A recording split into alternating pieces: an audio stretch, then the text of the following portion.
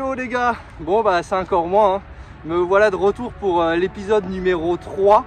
Donc là on est toujours dans cette nouvelle série sur la perche. Donc je t'ai déjà fait 2 épisodes précédemment. Donc d'ailleurs si tu les as pas vus, je t'invite vraiment à aller les regarder parce que ça peut t'apporter différentes infos. Mais voilà, aujourd'hui je vais te parler de perche, de montage Carolina, d'automne. Donc voilà, si tu as envie d'en apprendre plus, reste sur la vidéo. Et si je dois un peu te teaser ce qui t'attend, je vais te montrer. Regarde ça. Et allez, une belle bourriche. Donc les gars, si vous voulez attraper la même, restez sur la vidéo.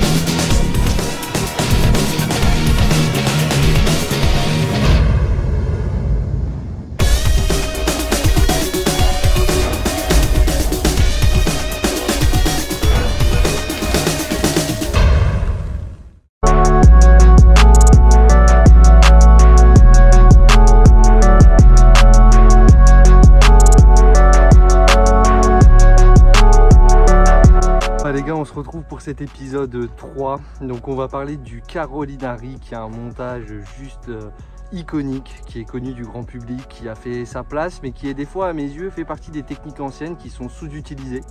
Donc d'abord on va regarder ensemble donc un petit peu d'histoire, savoir qui l'a créé, comment il a été créé, pourquoi il a été créé. Donc voilà, je t'ai préparé quelques images où j'ai synthétisé donc différentes informations que j'ai trouvées sur des sites américains. Donc si ça t'intéresse, n'hésite pas à rester sur la vidéo et je te souhaite un bon visionnage.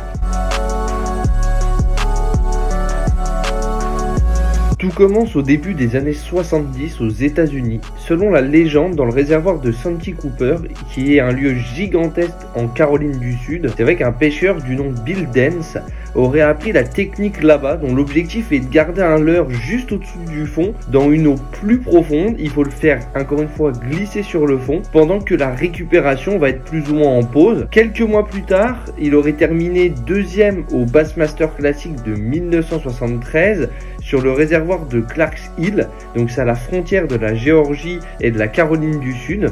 À cette époque, il y a peu de leurres qui existaient pour pêcher donc les eaux profondes, entre 5 et 9 mètres, ce qui correspond à 18 et 28 pieds. Les basses à l'époque dans ce réservoir, ils se tenaient vraiment sur les structures qui étaient quand même profondément immergées. Il y a eu énormément de débats entre le Carolina Rig et le Texas Rig, notamment sur son créateur d'origine et son utilisation. C'est un montage de prospection qui permet à beaucoup de pêcheurs d'apprendre les secrets entre guillemets des structures du fond d'un lac en quelques heures, ou au lieu de passer des années voire des mois. C'est vrai qu'avant, quand il n'y avait pas forcément ces types de montage, c'était beaucoup plus compliqué à estimer la topographie du fond. Carolina également, il y a un aspect finesse de ce montage qui va, en gros, l'idée c'est de présenter un leurre à n'importe quelle profondeur d'une manière naturelle, on peut dire en apesanteur, parce que le leurre va suivre lentement le poids qui va être un peu plus en amont, parce qu'on utilise quand même des bas de ligne relativement longs. À l'heure actuelle, un montage qui est utilisé parmi les pêcheurs professionnels, dont Peter Cliveros à Saint-Augustine en Floride depuis plus de 25 ans. Il a cumulé donc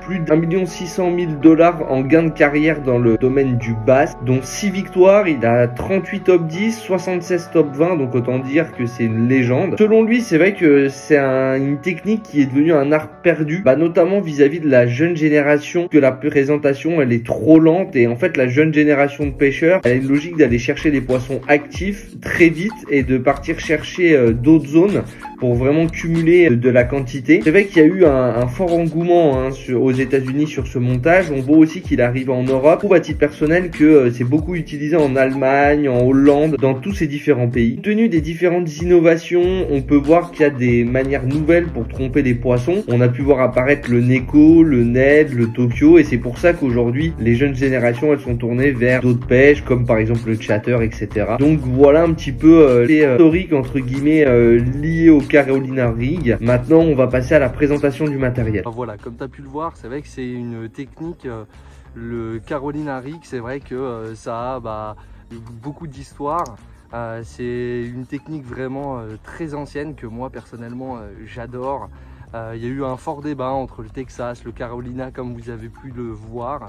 Donc l'idée, moi en tout cas, pour vous parler un petit peu matériel, donc moi j'ai toujours la GH84 MLS, donc la Great Hunting, donc qui est une 5-18 grammes en 2,55 m qui va vous permettre justement de pouvoir avoir un bras de levier assez important, parce que c'est vrai que quand vous allez mettre un bas de ligne de 50 cm jusqu'à à peu près 1 m, 1,20 m, c'est vrai qu'il va falloir le lancer et pas que ça se prenne dans les anneaux. Donc moi j'adore cette canne qui est très sensible et qui va me permettre d'atteindre un certain nombre de distance. Donc ça c'est une canne qui est vraiment très polyvalente, que j'adore utiliser donc sur cette pêche au Carolina Rig. Donc avec ça je l'ai mis, hop là, je vais essayer de vous montrer. Donc avec ça je l'ai mis sur un Shimano Cardiff en 4000 MHG. Donc ça c'est vraiment un combo que je trouve hyper intéressant, c'est hyper fin, c'est un frein qui est progressif, c'est très souple. Donc moi c'est ce que j'aime quand je pêche au Carolina Rig, c'est avoir un montage qui soit très léger et avoir également un ensemble qui soit très léger pour que tout soit uni. Et c'est vrai que c'est des pêches comme ça, vous pouvez économiser le poignet et gagner en sensibilité également. Donc c'est vrai qu'aujourd'hui donc sur la pêche en Carolina Rig, donc c'est une pêche qui est assez simple, où vous allez avoir donc une balle, donc soit en plomb soit en tungstène, avec une petite perle que vous allez rajouter dessus, un émerillon baril, vous allez faire votre votre bas de ligne et ensuite vous allez mettre un hameçon dessus. Donc après concernant les hameçons, vous pouvez mettre de l'hameçon texan, vous pouvez mettre de l'hameçon aussi en waki, ça marche très bien. Juste la seule chose que je vous conseille, c'est de mettre un petit butoir pour justement pas perdre votre leurre de manière assez régulière. Mais ou du texan ou un hameçon en waki, ça peut très bien marcher aussi également. Après concernant donc la balle, vous allez varier entre 5 et 15 grammes à peu près selon moi, même 20 en fonction de la période sur laquelle vous allez vous situer. En hiver j'aurais tendance à mettre 20 pour aller le plus loin possible.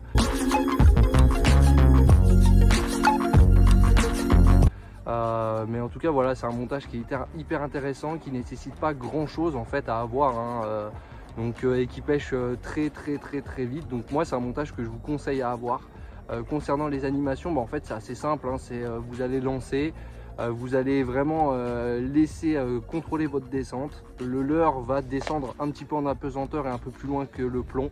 Vous allez laisser le plomb tomber, le leurre va venir se plaquer un petit peu plus loin sur la zone et donc vous allez répéter ça en laissant des pauses. Et c'est vraiment quelque chose qui est fait pour que vous colliez au fond et avoir une animation la plus minimaliste possible.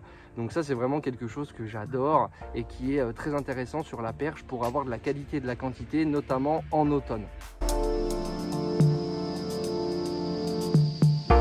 Concernant les leurres les gars, donc ça c'est vrai que sur les leurres vous pouvez utiliser donc des créatures en un peu toutes les tailles en fonction de l'espèce que vous visez, mais là pour la perche entre 2 et 3 pouces et demi à peu près, ça sera juste génial.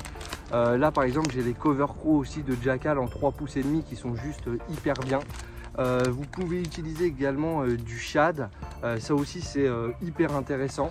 Vous pouvez utiliser des petits grubs, vous pouvez utiliser si vous pêchez le bass du worm également, vous pouvez utiliser des leurres flottants aussi, ça peut être très sympa à utiliser.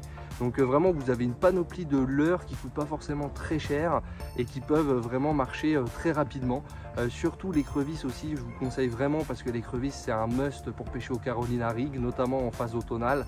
Avec par exemple des Dolly Fro, des AX Fro. Donc ça c'est vraiment quelque chose qui est abordable pour tout le monde et surtout à petit prix. Ça c'est vraiment pourquoi je vous présente cette technique là. Donc du coup je vous ai préparé quelques images de la session de pêche que je vais vous laisser découvrir.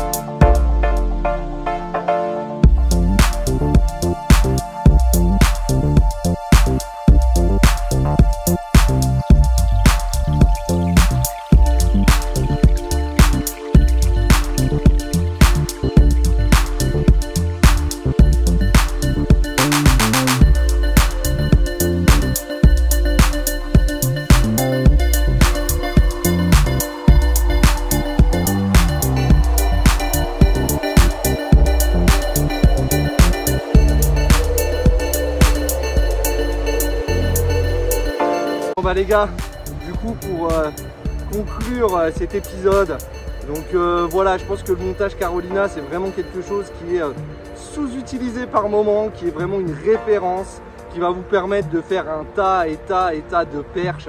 Donc moi c'est un montage qui est dans mes boîtes, que j'adore utiliser en automne et pas que. Mais c'est vrai qu'aujourd'hui je vous le présente en phase automnale. Donc voilà, on sera tombé dans le bon créneau, dans la bonne frénésie et on se sera éclaté. Donc j'espère que la vidéo t'aura appris un certain nombre de choses, que ça va peut-être te donner envie de tester le montage Carolina ou d'aller au bord de l'eau, c'est l'objectif. Donc voilà, moi les gars, je vais vous souhaiter une bonne journée ou une bonne soirée en fonction de l'heure à laquelle tu regardes la vidéo.